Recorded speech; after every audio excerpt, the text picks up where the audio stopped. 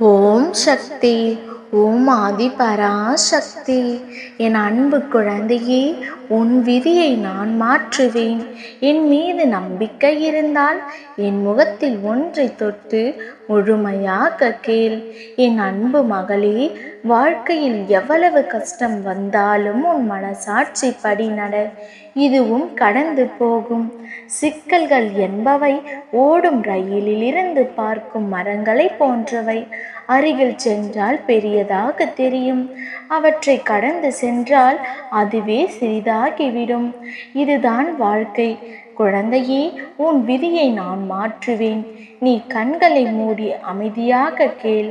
நல்லதே நடக்கும் குழந்தையே. நீ உன்னுடைய துன்பமான காலங்களை கூட புன்னகையுடன், தளராத நம்பிக்கையுடன் எதிர்கொண்டு பார். உன் தடைகள் அனைத்தும் வெற்றி படிகளாக மாறும். அதை பின்பற்றுவது சிறிது கடினமான ஒன்றுதான். ஆனால் அதை முயன்று பார். உனது துயரங்கள் அனைத்தும் காணாமல் போகும். பல ஏமாற்றங்களால் நீ மனமுடைந்து வருந்துகிறாய். வருந்தாதே, எல்லாவற்றிற்கும் உனக்கு நிச்சயம் பதில் கிடைக்கும். உன் வாழ்க்கை ஒளிமயமாக மாறும் நாள் வெகு தொலைவில் இல்லை மகளே. வாழ்க்கையில் போராடும் குணத்தையும் தைரியத்தையும் பெற்ற உன்னை எப்பொழுதும் நான் காத்தருளுவேன். தாமரை மலர் எப்பொழுதும் மலர்ந்திருப்பது போல உன் வாழ்க்கையில் எல்லா சுகங்களையும் நான் அளிப்பேன். நீ நினைக்கும் எல்லாம் உன்னை வந்து சேரும் நாள் வந்து விட்டது என் தங்கமே. நிச்சயம் கூடிய விரைவில் உன் கைகளில் இருக்கும். நீ எதிர்பார்க்காதவாறு உன் எதிர்காலம் வசந்தமாய் அமைந்து எல்லோரும் பார்க்கும்படி செய்வேன். அன்பிற்காக ஏங்கி நிற்கும் உன் மனநிலையை மாற்றி உன் அன்பிற்காக மற்றவர்கள் வரும்படி செய்வேன். உன் மனதால் என்றும் எல்லோருக்கும் நல்லது செய்யும் உன் எண்ணத்தை அதிகப்படுத்துவேன். நிச்சயம் உன் வாழ்க்கை அர்த்தமுள்ளதாக மாறும். மகளே, உன் வாழ்க்கையில் நடக்கும் அனைத்தும் உன் அம்மா நான் அறிவேன். நடக்கப் போவதையும் நான் அறிவேன். இவ்வுலகில் படைக்கப்பட்ட அனைத்து உயிர்களும் என் பிள்ளைகளே. என் செல்ல மகளே, நீயாக என்னை தேடி வரவில்லை, உன்னை நான் தான் வர வைத்தேன். உன்னிடத்தில் எப்பொழுதும் நான் இருப்பேன். உன் வாழ்க்கையில் துக்க நாட்கள் முடியும் தருணம் இது. உன் காலங்கள் வசந்தம் நிறைந்த தென்றலாய் மாறும் காலத்தை நீ பெறப்போகிறாய். அதனால் உன் அம்மா நீ அனைத்திலும் சுபம் பெற விரும்புகின்றேன். அதனால் சில அறிவுரைகளை கூறுகின்றேன் கேள். அகங்காரம், மற்றவர்களின் வேலையுடன் உன் வேலையை ஒப்பிடுவது போன்றவற்றை நீ கைவிட வேண்டும். உனக்கு என்றும் துணையாக நான் இருப்பேன். இனி எதற்கும் நீ கலங்காதே.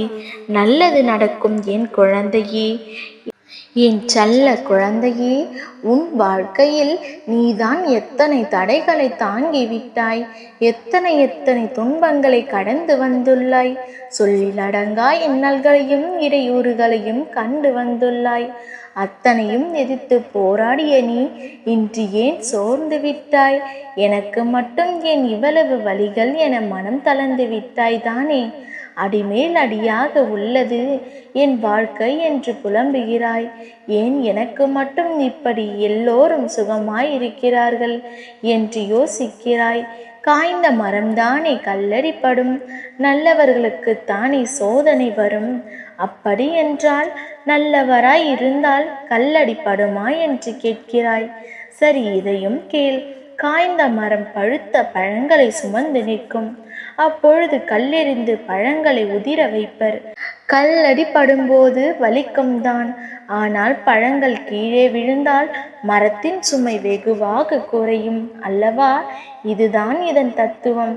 இன்று நல்லவனாக இருப்பதால், அதாவது காய்ந்த மரமாக இருப்பதால் உன் முன்ஜென்ம பாவங்கள் பழுத்த பழங்களாக கல்லடி எனும் சோதனைகளால் உதிர்க்கப்படுகின்றன என்று உனக்கு வலித்தாலும் உன் பாவங்கள் தீர்க்கப்பட்டு சந்தோஷமான எதிர்காலம் காத்திருக்கிறது.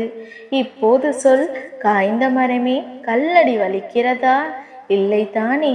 வசந்தமான எதிர்காலத்திற்காக இன்று கொஞ்சம் வலிகளை ஏற்கிறாய். ஆனால் உனக்கு ஒன்று தெரியுமா? என்று நீ என்னை சரணடைந்தாயோ அன்றிலிருந்து உன் வலிகளை நான் சேர்ந்தே சுமக்கின்றேன். அதனால் உன் சுமைகளை முழுமையாய் என்மேல் இறக்கிவிட்டு ஆனந்த எதிர்காலத்திற்காக பொறுமையாக காத்திரு. விரைவில் அனைத்தும் நன்மையாக மாறும். நான் இருக்கின்றேன் அல்லவா, எதற்கும் கவலைப்படாதே என்று உனக்கான அன்னையின் சத்திய வாக்கு. வலியும் வேதனையும் விரைவில் முடிவுக்கு வரும். இந்த அன்னையை முழுமையாக சரணடைந்து விடு, நல்லதே நடக்கும். உனக்காக நான் என்றும் இருப்பேன். உன் தாய் ஆதிபராசக்தி. நல்லதே நடக்கும். ஓம் சக்தி. ஓம் ஆதிபராசக்தி. ஓம் சக்தி. ஓம் ஆதிபராசக்தி.